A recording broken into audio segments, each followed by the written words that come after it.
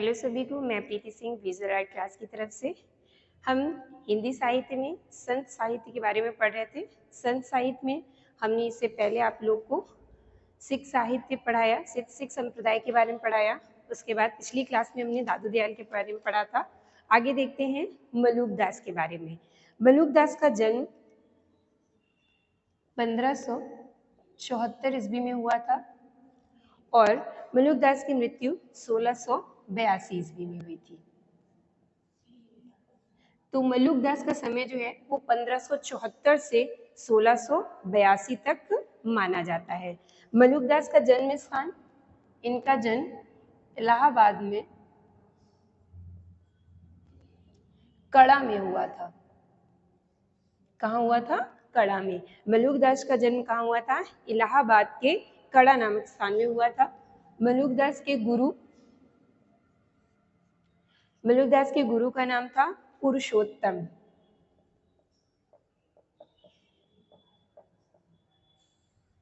मलूक दास के गुरु कौन थे? पुरुषोत्तम।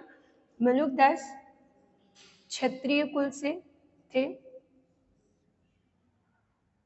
ठीक है, तो मलूक दास कौन थे? क्षत्रिय थे। मलूक दास की कुछ रचनाएं,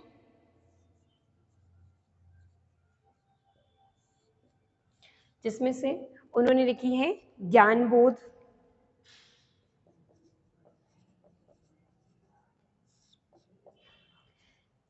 रतन खान,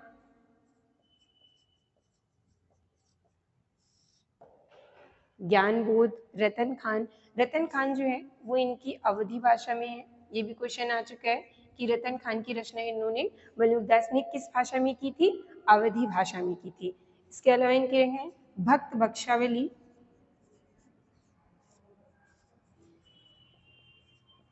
भक्ति बच्चावली, भक्ति विवेक,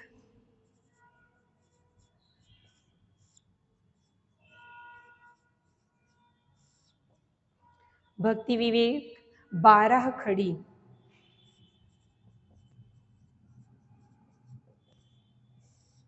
बारह खड़ी जो कि किसने लिखी थी? मलूक दास ने। इसका हमने पहले भी जिक्र किया है। 12 खड़ी जो है वो सार्वक बंधुओं द्वारा बनाई गई थी। ठीक है, लेकिन 12 खड़ी रचना के नाम से किसने लिखी है? मलूक दास ने लिखी है। 12 खड़ी की जो भाषा है वो भी क्या भाषा है? अवधी भाषा में लिखा है इन्होंने। ठीक है, मलूक दास ने मुख्य रूप से किस भाषा का प्रयोग किया है? अवधी भाषा का प्रयोग किया है। और इनकी भाषा में अवधी के साथ साथ थोड़ा सा मिक्स भाषा भी, इनकी मिश्रित भाषा के रूप में भी मिलती है। इसके अलावा इनकी रचना है रामावतार लीला,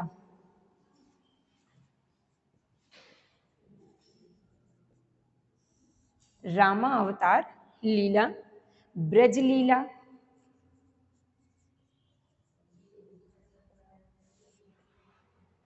और ध्रुव चरित,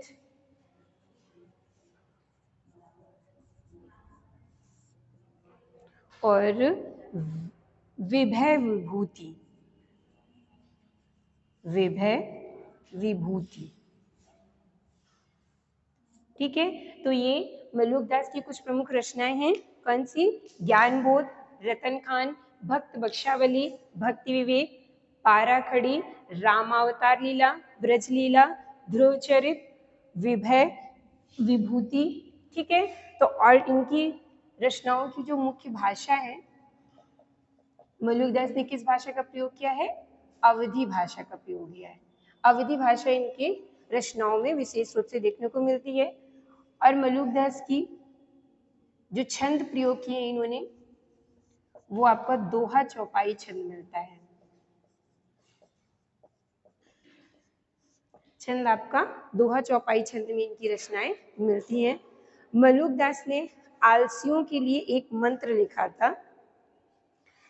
अजगर करे न चाकरी, पंछी करे न काज, दास मलूका कह गए सबके दाता राम।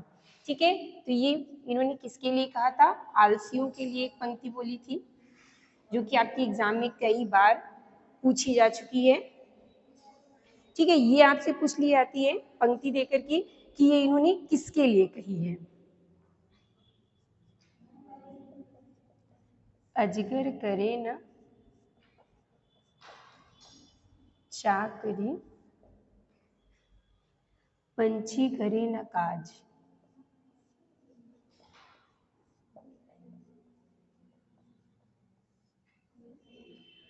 दास मलूका कह गए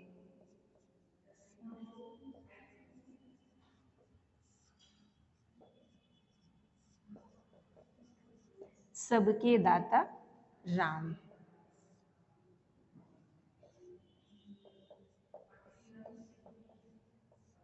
ठीक है, तो ये पंक्ति आपसे देकर के पूछ लिया गया है कि मलूक दास ने ये पंक्ति किसके लिए लिखी है। तो ये पंक्ति इन्होंने आलसियों के लिए लिखी है। और ये किसने कही है? मलूक दास ने। अजगर करे न चाकरी पंछी करे न काज, दास मलूका कह गए सबके दाता राम। ठीक है, आचार्य रामचंद्र शुक्ल लिखते हैं, आचार्य शुक्ल मलूक दास के लिए लिखते हैं, आत्मबोध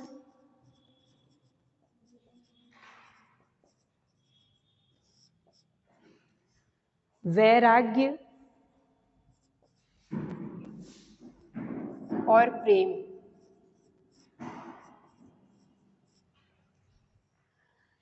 पर इनकी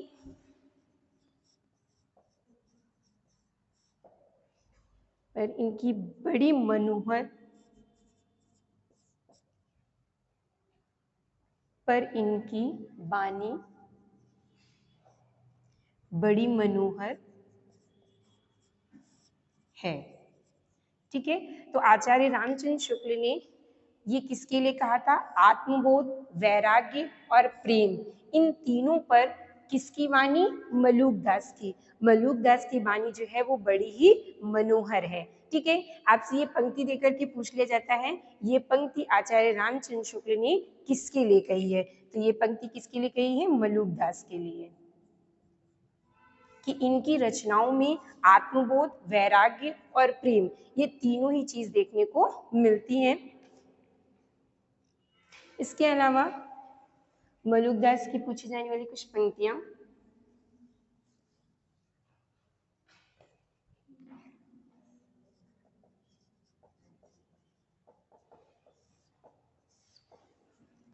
जिसमें आपकी है, सबहिन के हम सबे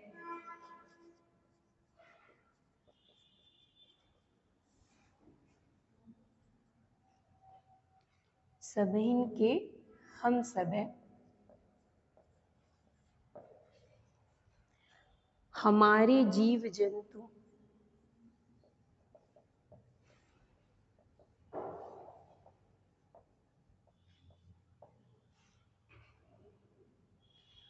मोही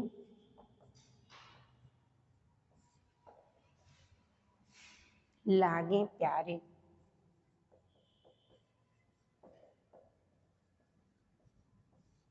ठीक है, मलूक दास ने कहा है, सबहिन के हम सबे हमारे जीव जंतु मोहि लागे प्यारे, तीनों लोक हमारी माया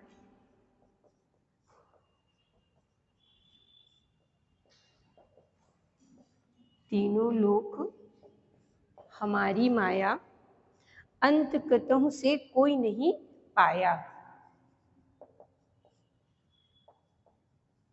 अंत कतहु से कोई नहीं पाया। ठीक, अगली पंक्ति इनकी, 36 पवन हमारी जाति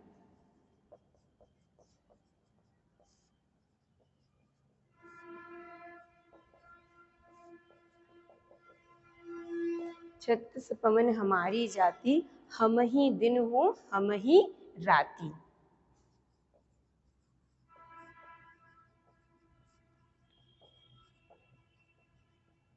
हम ही दिन हो हम ही राती। ठीक है, ये बार बार मलूक दास की पूछी जाने वाली पंक्तियां हैं। सबहिन के हम सबे हमारे जीव जंतु मोहि लागे प्यारे। दूसरी पंक्ति कहते हैं, तीनों लोक हमारी माया अंत कतहु से कोई नहीं पाया। 36 पवन हमारी जाति, हम ही दिन हो हमी राती। ठीक है, ये मलुकदास के बारे में है। आगे हम बाबा लाल और सुंदरदासिया के बारे में पढ़ेंगे।